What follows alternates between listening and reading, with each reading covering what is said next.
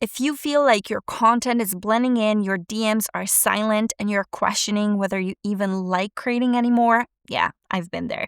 Let's talk about what it really takes to find your voice again in 2026. And if you want your content to stand out, to connect, and get real engagement, you need to hear this. I'm Natalia, and I help creators like you turn content into income, freedom, and a brand you're proud of. So let's do this. First, let's talk about being bold, because fear is one of the biggest things holding creators back. For me, fear hasn't just shown up in the beginning when I was literally scared to post. Fun fact, I actually wanted to be a YouTuber almost since the platform existed, and I only started in 2020.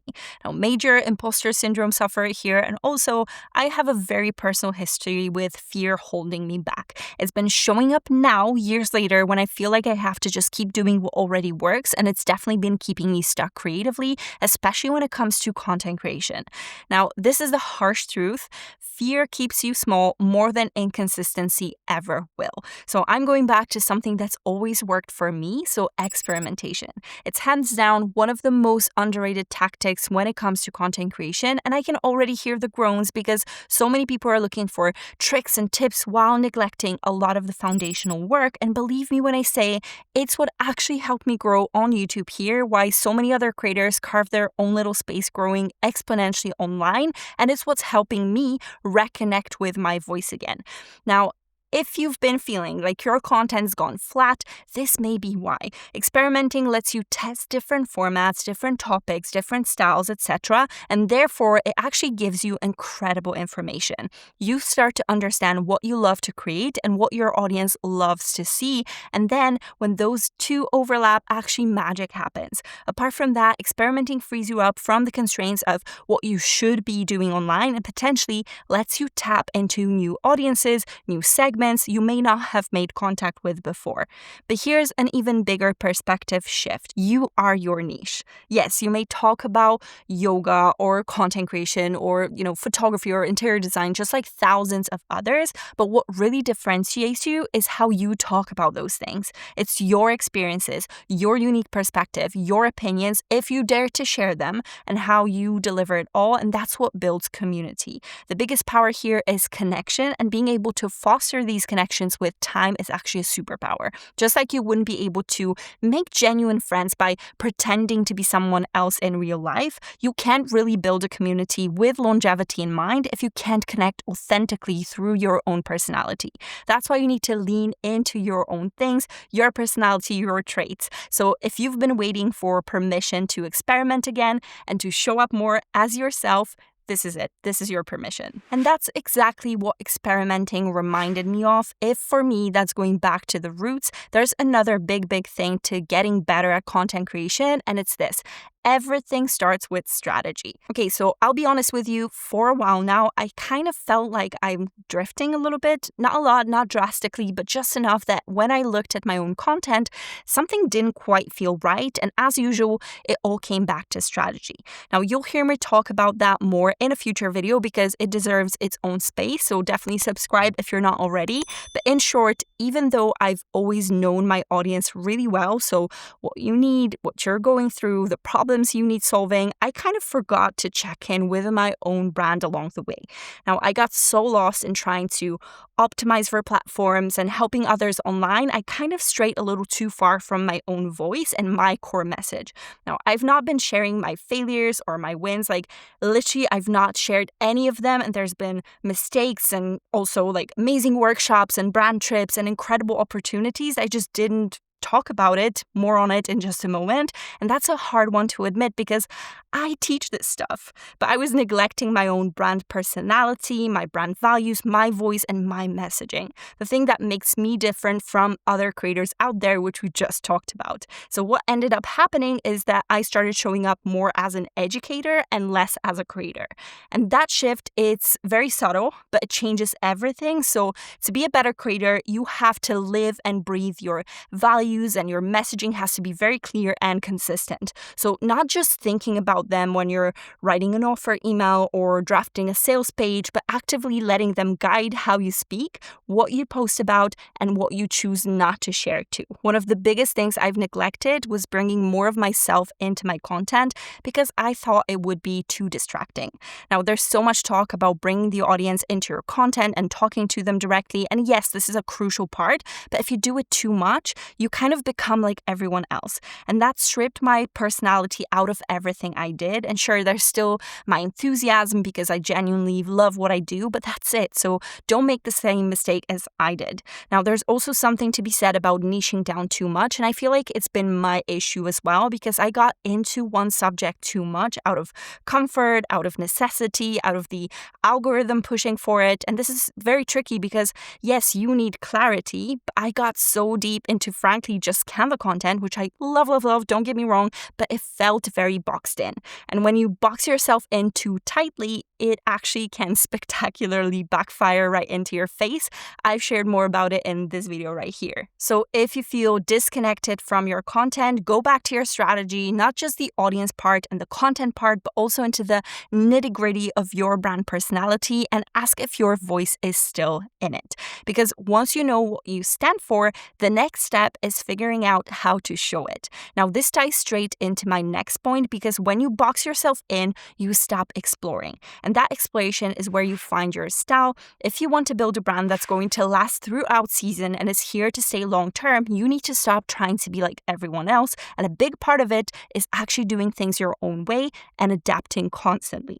Now, your style needs to be yours, the stories that you tell, the way you teach, your way of showing up, it all needs to scream you.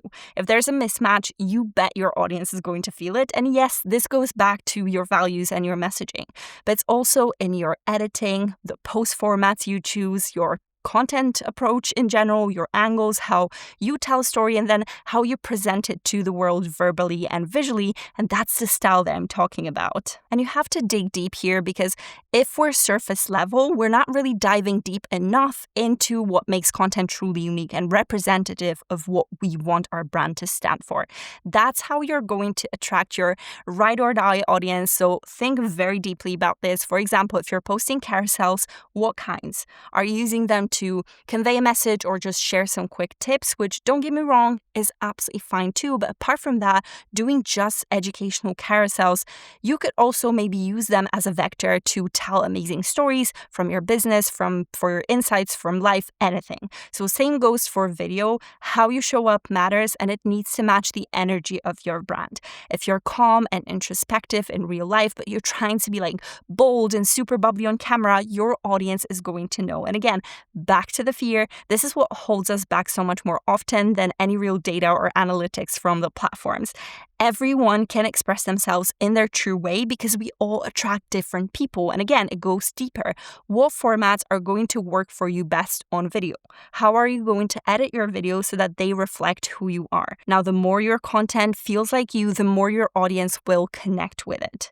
Now, speaking of reconnecting or connecting, this is where action comes in.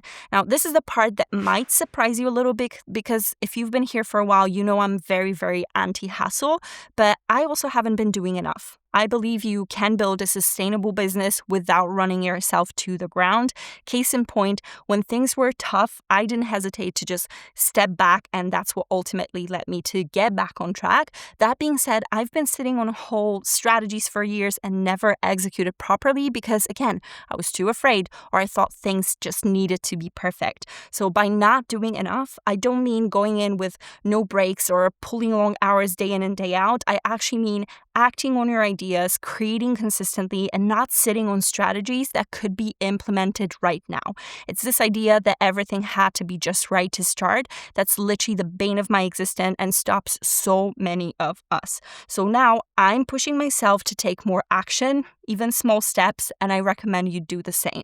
One of the best habits that I've been rebuilding is recording myself daily. It doesn't have to be ready to post or perfect with the lighting. It's that time of the year when we're literally in the dark era here in the UK. So I could have an excuse here, but showing up every day helps you build a habit of creation, but also you'll become so much more comfortable in front of the camera, so that's your goal. Now, if you're more into design than video, cool, lean into this as well, but think of ways in which you can incorporate more storytelling into your slides. So try to give your content more context, a bit more emotion, and that's what makes it actually memorable, especially with the AI slop that's everywhere now.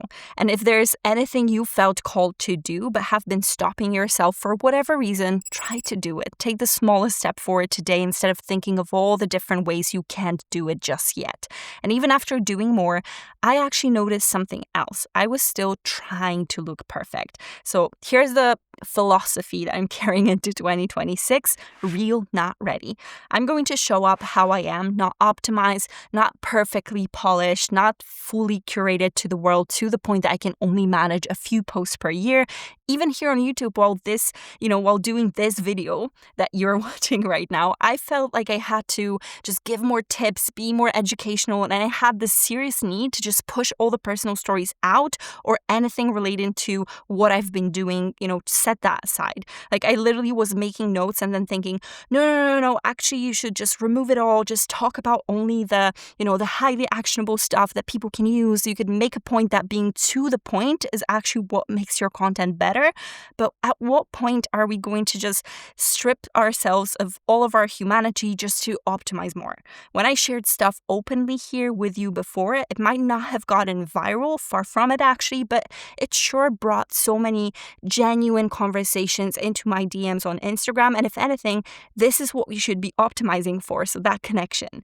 I'm also embracing natural more. I want to talk to the camera normally more and share what I'm thinking, even if it's a little controversial maybe. I know just yapping doesn't work on all platforms, but there are some which are much better at it than others, like TikTok and even here on YouTube. And why not yap a little? Why not share just a little bit more than what, the logic tells you should? We all have different comfort zones, and so often these can be super, super constricted.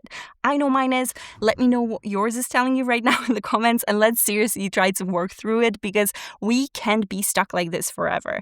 Now, so here's the thing. How about we just show up more the way we are in real life? We don't need to be ready because we never will, but we can try to be real. I think it's a fear of being perceived that's a real problem here, and that's one of my biggest goals for 2026, just to try to get rid of it and show up. I've been terrified of stories, and I know what a weird 2025 chronically online thing to say, but here goes, right? So again, stories were never my thing because I'm boring, right? What do I even have to show? I also wanted to do lives here on YouTube and on Instagram too.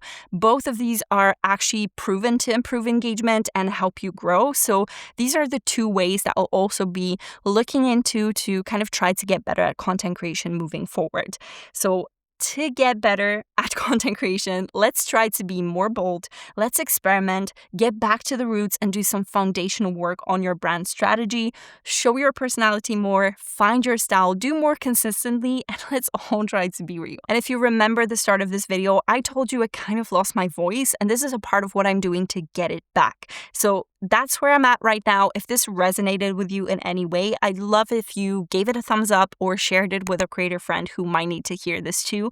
If you want to actually put this into practice and try to build a workflow that keeps you consistent, watch my 2-part content creation workflow series next. In part 1, I actually show you exactly how I plan 45 days of content in 1 hour. And in part 2, I walk you through my 60-minute content workflow using my content flow dashboard, which you can also grab below if you want the full system.